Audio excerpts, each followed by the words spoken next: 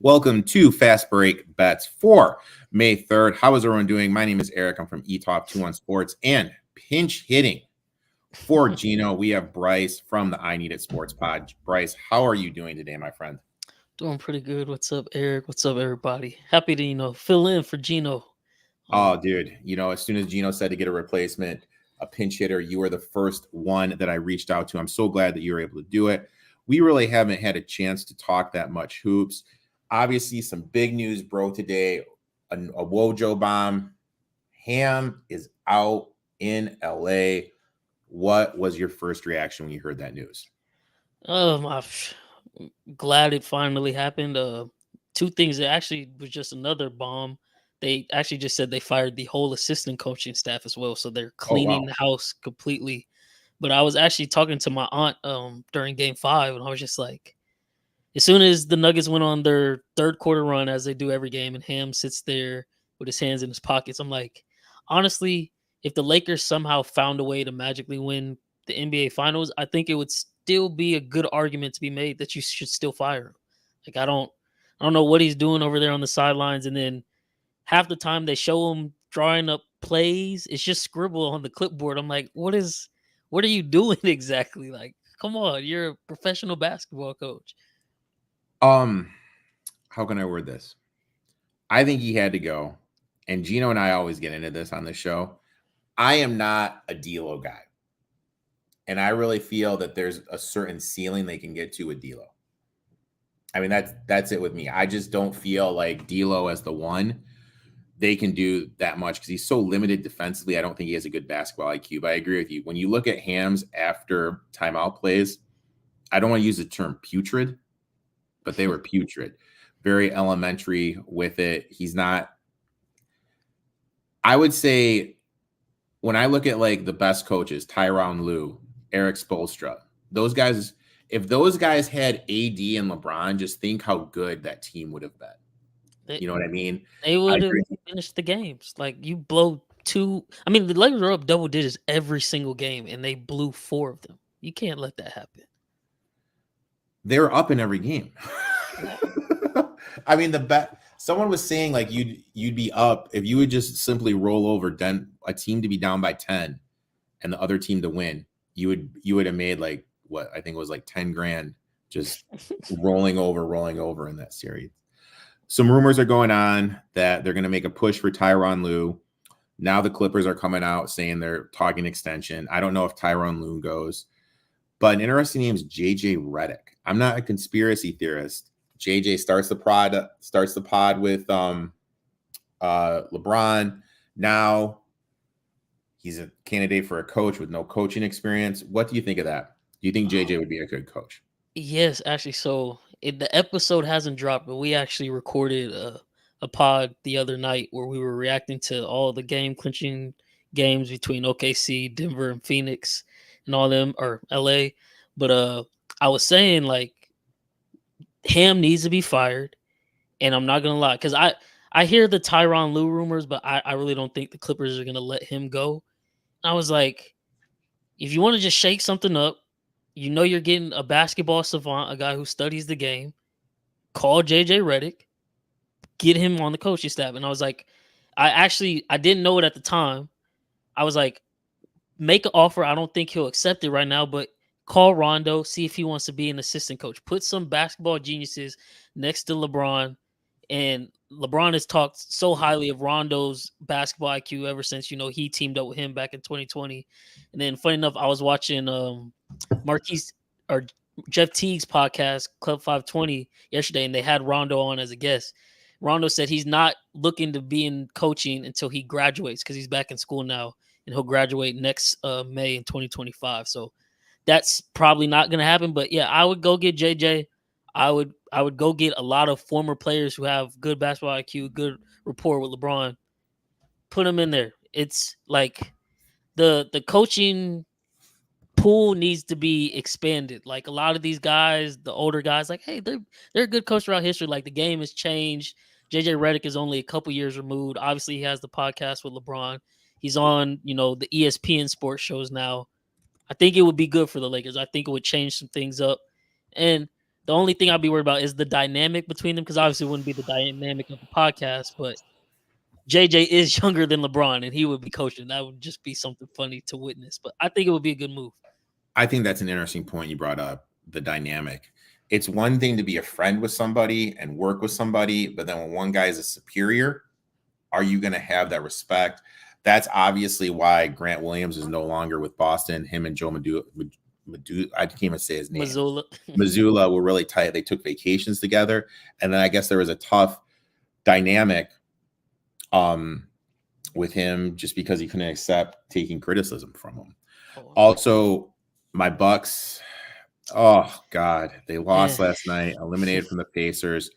What are your initial reactions like from that game and that series, so to speak? Well, when you have two role players off the bench have their career highs in Toppin and McConnell, 21 and 20 points respectively, it's going to be a tough game to win, as is.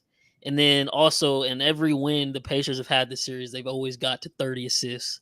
I want to say they had 30 assists by either the late third quarter or beginning of the fourth. And at that point, it was like, yeah, it's just not the Bucks' night. I really don't know. Dame had a decent game. I don't know what you could put his percentages, him being healthy. He was in a boot literally 5 days ago, missed the last two games, comes back obviously because it's game 6, do or die.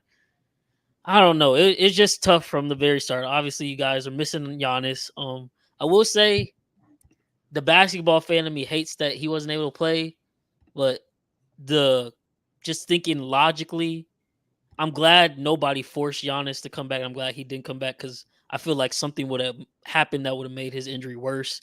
Because that calf injury they're real iffy, and the way he went down, just literally running from inbound ball, it was just like, don't rush him back because that something's not right. And I know it's playoffs, but something's clearly not right. But yeah, like you said, Siakam, who we were saying, it's not 2019 Siakam. He starts off very hot in the series. Then what was it? Was it game 4 or 3 where Middleton forced overtime twice, and then he ended up still blowing the game? I think that was game 3. Game 3, yeah. That after that one was like, that's a tough loss because you don't have your 2 star players. Middleton is really putting the team on the back. You got to find a way to win that one. At that point, I was like, it's going to be an uphill battle for the Bucks. I don't think they're going to win the series. And sure enough, Pacers finish it in 6. It's funny because I was on your podcast and I used to play a little basketball in the day. I had an injury that kind of derailed what I was trying to do. And me and my buddy always talk. He goes, doesn't it piss you off that, oh my God, what's the point guard's name who had the big game last night? TJ McConnell. Doesn't it piss you off TJ's in the league and you're not? And I'll answer that question. Yes. Yes, it does. It pisses me off that he is in the league, but you hit the nail on the head. Him and Toppin both had over 20 points. And if that's going to happen, the Bucks have no shot. Yeah. But the gambler in me, already I know I'm going to take both those guys, their point total under the next game whenever that game starts, just because it's going to be a little bit inflated. A couple comments. I hate the Lakers. Lakers suck. LOL. My boy, let's make him money. Hell of a night last night, Uncle Rico. Thank you for following along. Sports facts. Middleton still got it, just needs a lower body to hold up. That's a good comment. Yeah. Middleton, I think he kind of showed everyone he still has it with what he did, especially not so much last night, but that game 3 and 4. I mean, he was insane, but especially game 3 with some of his shot making he was able to do. I look at it like this. The Bucks need to get rid of Pat Beverly. Let's be honest. You cannot, regardless of the BS that happened on the court, you cannot win a championship with Pat Beverly being your starting off guard, starting point guard, whatever you want to look at it. You do need a defensive guard to pair with Dame. The throwing the ball at the official was just awful. And then afterwards, to the ESPN reporter asking, do you subscribe to my podcast, and refusing to talk to her? Really? Like, really? Stupid. Stupid. Just idiotic. The other game last night, we saw the Knicks take out the 76ers. Thoughts on that game real quick? Man, I just knew when New York blew Game 5, and then the whole talk because obviously Game 4, I guess they said it felt like a New York home game. So Embiid had the comments post game where he's like he's disappointing the fans. So you have Ruben and the other Sixers GM or front office buying like $2,500 tickets, giving them out to the fans. I'm just like, you're gonna do all of this, and Philly's gonna lose. Like I just can sense it in my bones. Honestly, it's just it seems like every time because all these games came down to the clutch. I think they were literally like 1 point. The Knicks scored one more point in the series than the 76ers. Every game was down to the wire. But it just seemed like every time you got in the last 2-3 minutes and the New York Knicks put up a shot and missed, out of nowhere, here comes Josh Hart, offensive rebound, kick out for an open three bucket. And it's like, you can't keep doing that because each time he does it, it's so backbreaking for the 76ers. Like all the momentum's gone.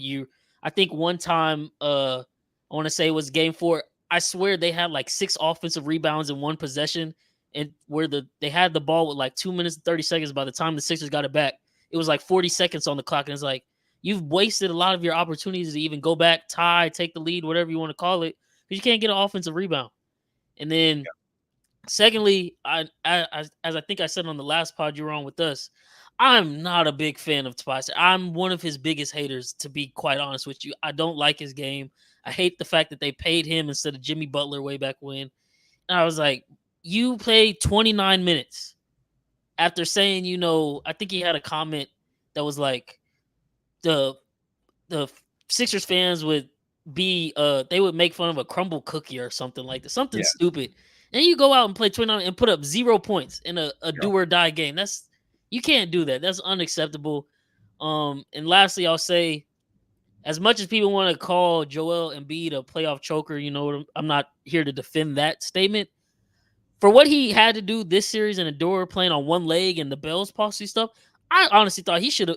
I thought every time he was out there on the court, I thought the Sixers medical staff was in serious danger of being sued because he shouldn't have been out there. But he played his ass off. He had 39.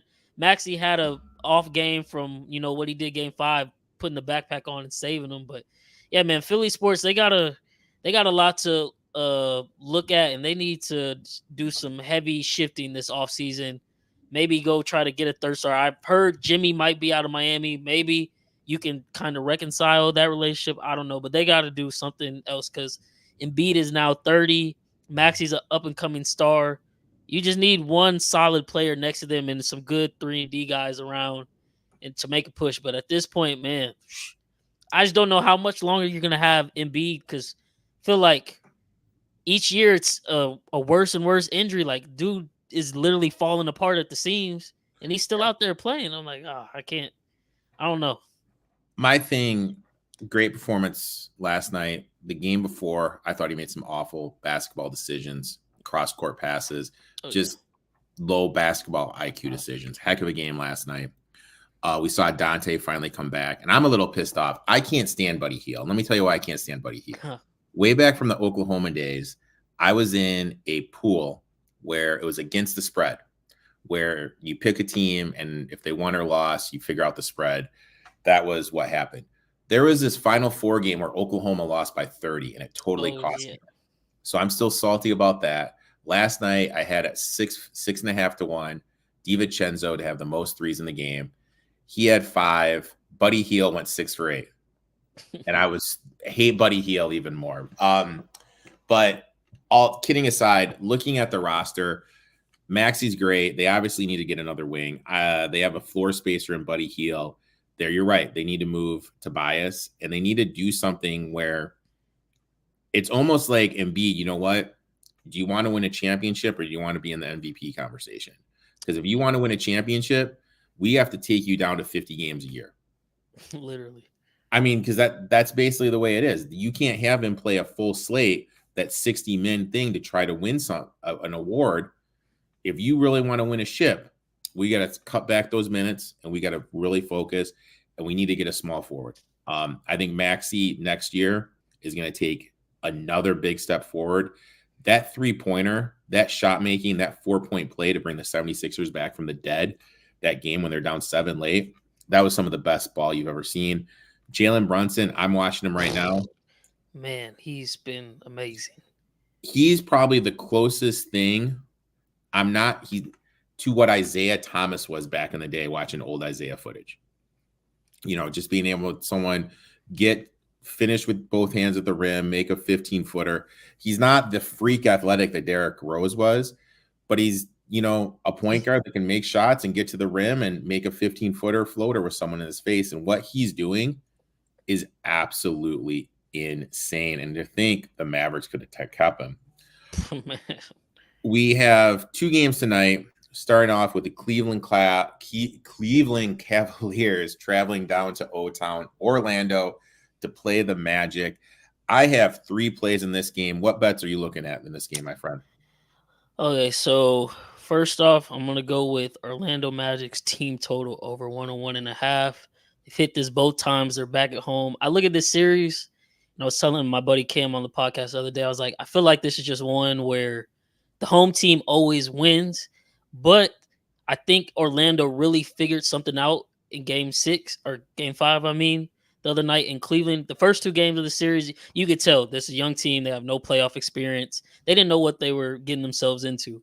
They go back home, get that home crowd behind them. Also, great defensive team. They're second highest defensive rated team at home behind Minnesota Timberwolves.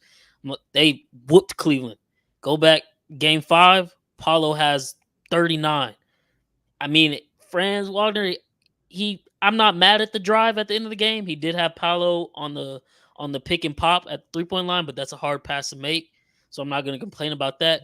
But I think they're going to come out, play hard.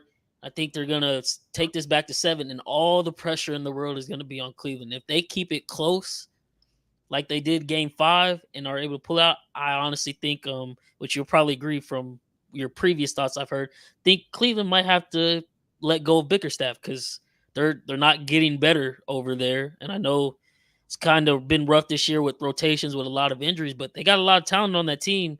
You can't have back-to-back first round, losing efforts in the playoffs, especially to this year Orlando Magic team, who you purposely sold a game for at the end of the season because you wanted this matchup. So yeah, I got Orlando over 101.5 points.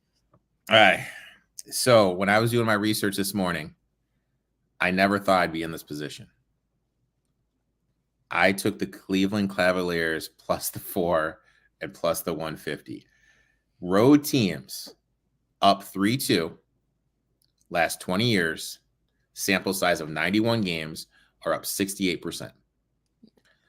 Of those 91 games, 60 have been straight up winners. We saw the Knicks do it last night. I was on the Knicks. That's a big trend telling me to do this. Besides Paulo, who else are we trusting on the Magic? They started Isaacs the first 2 games, and they went back to Wendell Carter.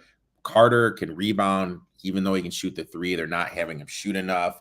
And it's almost like the way they're playing defense, it's kind of like, hey, if Wagner beats us, the younger Wagner brother, if he beats us, that's fine. We're fine with him beating us. Gary Harris is banged up. He can't hit anything. Jalen Suggs, Cole Anthony, I really don't trust. I don't know if the Magic, besides Paulo, can generate enough offense to keep this in it. Speaking of the Cavs, they're due for some positive shooting regression, positive offensive progression. They are a 98.9 offensive efficiency rating in the offense in the playoffs, down from 115 in the season.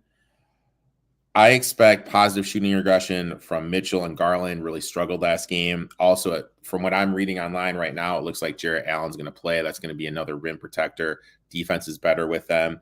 So, look, I played the +4 and the +150. It's a big trend play for me. I hate this Cleveland team. I hate Bickerstaff. I hate Donovan Mitchell.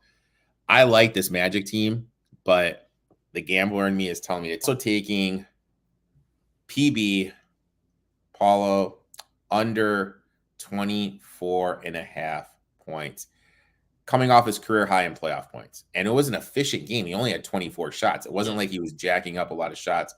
efficient game. I think he's due for some shot regression. We need to remember in game 3 at 31 points. Last game he had 7.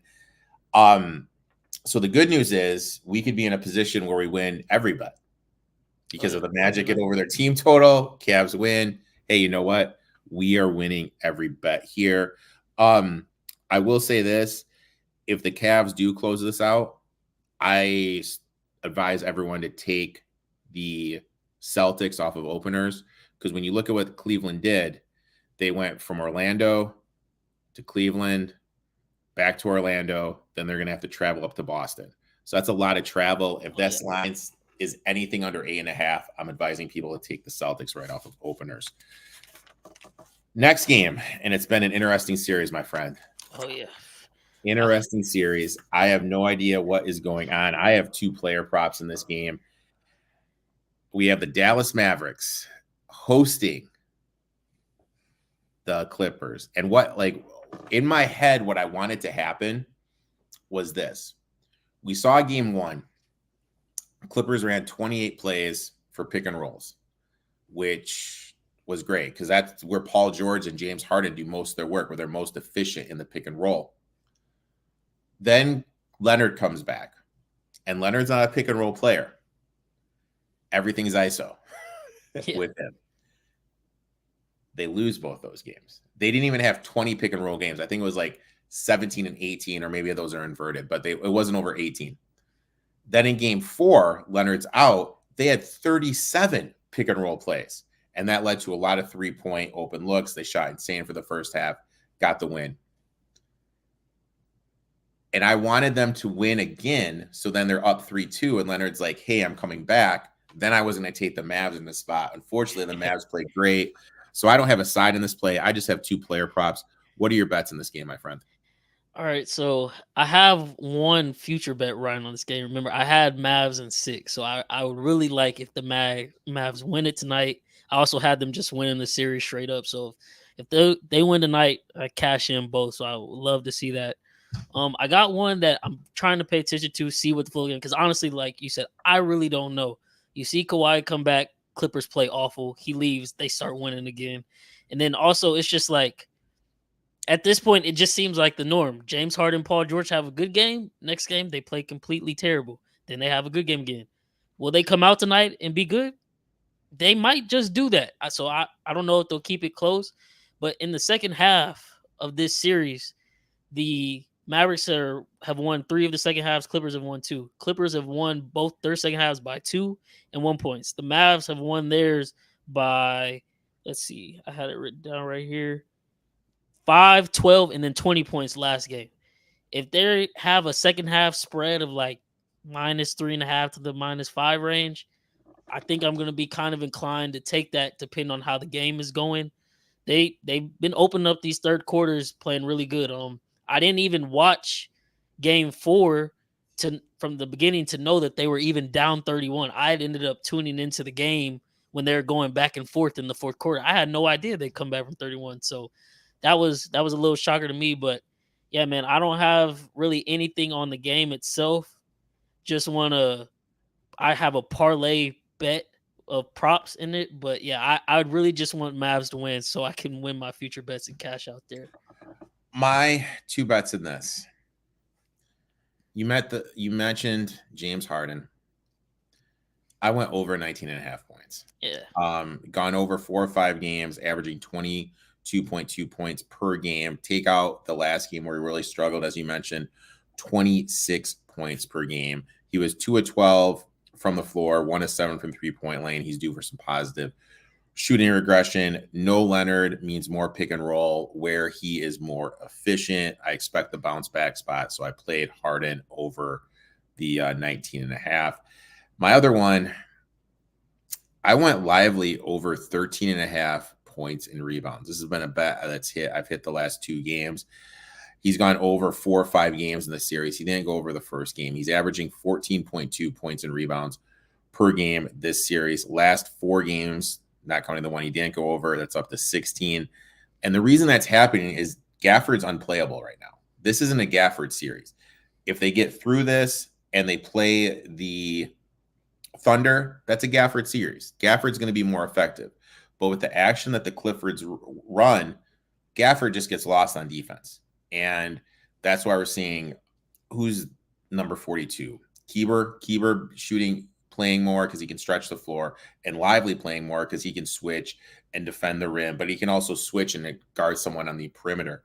So I played the over 13.5. It's gone up a full point. Last couple of games, it's been 12.5. So I did Lively over 13.5 points, rebounds, and assists. Now we're going to come up. We're going to add the old parlay play to the stage.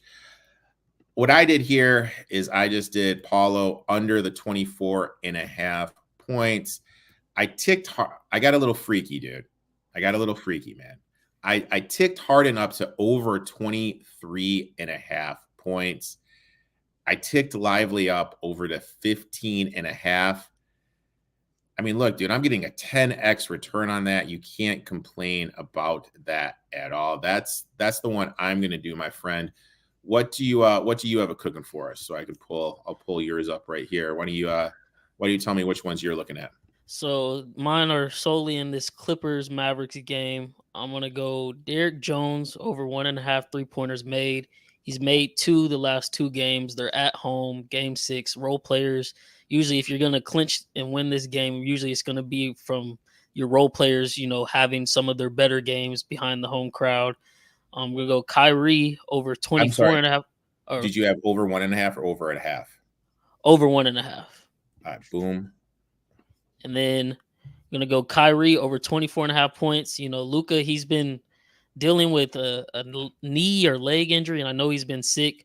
So he's felt like he's been letting Kyrie down. Obviously, game 5, he had a great game. I think game 6 back at home, gonna look more at Kyrie kind of taking this game over a bit down the stretch, dominating. So I got him over 24.5 points. And then I'm actually adding Mason Plumlee. I don't know if it's available on there, but I took his PRA down to 6.5, so I just need 7 PRA. His minutes have ticked up because the small ball lineup that the Mavericks use with the Lively, Zubac is kind of getting stuck in no man's land. So Plumlee went from playing 10 minutes the first couple games to now 14 and 16 the last 2 games. When he averages between 15 and 20 minutes per game, he's getting 5 points, 5 rebounds. So add the assist in there too if he does miraculously, get 1 or 2 assists. I think that's something he can easily hit if he's going to get those type of minutes tonight. But that would be my 3-man parlay for tonight, Mavericks Clippers. Bryce, I'd like to thank you for coming on, taking time out of your schedule to talk a little NBA. Are we going to get any game 7s? I think we going to get 1 or just 2? I think we're getting 1, and I think it's going to be the Cleveland and Magic series. So that's another. So maybe, hopefully, we can still win. If the Cavaliers cover the plus 4.5, I won't be mad at it. But I do have a little mini two-game ML. Magic, Mavericks winning. Of course, Mavericks kind of triple dip if they can get this game 6 win for my future bets. And then Magic, I just think they're back home. Think they're playing much better. They know, this is playoff basketball. They've gotten into a groove. And I want to believe in Cleveland because I was actually a fan when they got Donovan Mitchell. But at the same time, Cleveland has been one of my worst teams to bet on over the last couple of years. And I just don't want them to burn me again by me being on their side. So I'm going to try to fade them. And they can potentially still burn me as they usually do. But yeah, I got Magic and Mavericks win tonight. And I think that one will be game 7. And then it's a coin flip. I think Cleveland wins it. Like I said, I think it's a series where the home teams just win. But hey, Magic might be able to pull some magic and get the dub. Let's just think about that out loud for a second. Cleveland loses. Mitchell is probably gone. He demands a trade. Oh yeah. Obviously the 2-headed big man of Jarrett Allen and Mobley, you probably want to move on for that. You're probably going to move Jarrett Allen. So that means you're going to probably start a rebuild with Garland and Mobley being your 2 cornerstones. And coaching-wise, where do you go? You can't have Bickerstaff stay after losing to the Knicks and then losing to the Magic. Yeah. Especially with them tanking the game to play the Magic, as you said. I don't even know how that would look. where Allen would end up. Mitchell, I'm guessing he would go to New York. By New York, I mean Brooklyn. I just don't know, man. It's crazy to think, like, we're looking at the NBA now, and at the beginning of the season, if I were to told you, hey, first round, Heat, 76ers, and Bucks are all out, you would have said, dude, you're crazy as hell. Yeah. You know what I mean? And that's what happened. So NBA, the world can change fast. Bryce, I'd like to thank you for coming on, talking some NBA. You're going to be back tomorrow. We have one game we're going to preview tomorrow with the Minnesota Timberwolves and the Denver Nuggets. Before I let you go, why don't you tell everyone where they can find your podcast, your YouTube channel, and the videos you have coming out on your YouTube channel? So if you look at my @name in the corner of my screen, @INeeeeedSportsPod, I Need It Sports Pod. You can find us by that on Twitter, YouTube, Instagram, just add an underscore at the end of pod. And like I said, we do basically the same thing, bets, talk about the games, reactions, all of that. Been going pretty good. I did just have to eat a lot of crow in the last episode we recorded because, as you know, I was very pro Suns in that series, and they got completely mollywopped by the Timberwolves. And now I know they were playing the Suns, and the Suns didn't look good, and maybe the Nuggets, Lakers with their history, that's why those games were tougher. But I think I'm very inclined to take the Minnesota. The Minnesota Timberwolves might make a run at this thing this year because I knew Anthony Edwards was good, but man, he's great. He's taking it at to a new 22, he's taking it to a new level. I think in the 15 playoff games he's played in his career, he has 8 30-point games, and a couple of those are 40 balls now. He had 40 in the sweep of Phoenix the other night. So I'm like, man, I thought he would, go through some lumps because he's still young, but he's kind of taking the throne, and it's right there for the taking. You beat the Nuggets, the defending champs, and then who knows who it could be, a combination of OKC, Dallas, LA. Man, I think they handle any of them with their defense, and then you get the Celtics probably without Porzingis, maybe. Yeah. Man, everything could fall into place for them right now. Now, let me ask you one question before I let you go. Is there a world where the Nuggets or Celtics don't win this? Yes. I didn't think so coming into it, but from what I've seen with the Minnesota Timberwolves, if Nickeil Alexander-Walker is hooping like he did, where he's making threes consistently, Jaden McDaniels is locking down whoever the best offensive player is while he's also hitting his shots. Rudy Gobert was doing pretty good for his standards on offense, and he was locking down the paint. Cat, I think, is only, going to be able to get better with more game reps since he's been out injury. Now he gets a whole week of rest with that knee. He's got a series under his belt. And then Anthony Edwards, he's looking like the young prodigy right now. We had this argument the other day where we were saying, like, who's the best young player in the league? Is it going to be Tatum? Is it going to be Shea? And, like, it's up for the grabs because that's basically what the NBA has been trying to push for the last couple of years. Like, who's going to take the throne next? And it might very well just be Ant. The best thing you said in that sentence was up to his standard. Yeah, up to his That was a prime backhanded comment at Gobert, and I love it. Bryce, I'm looking forward to talking to you tomorrow. Always enjoy when you and I can talk some shop. Make sure to give him a follow. Check out his videos. Listen to his podcast. I always listen when I am on the treadmill. Make sure to check it out. And Bryce and I will be back at high noon Eastern tomorrow. We'll talk then, my friend. Peace.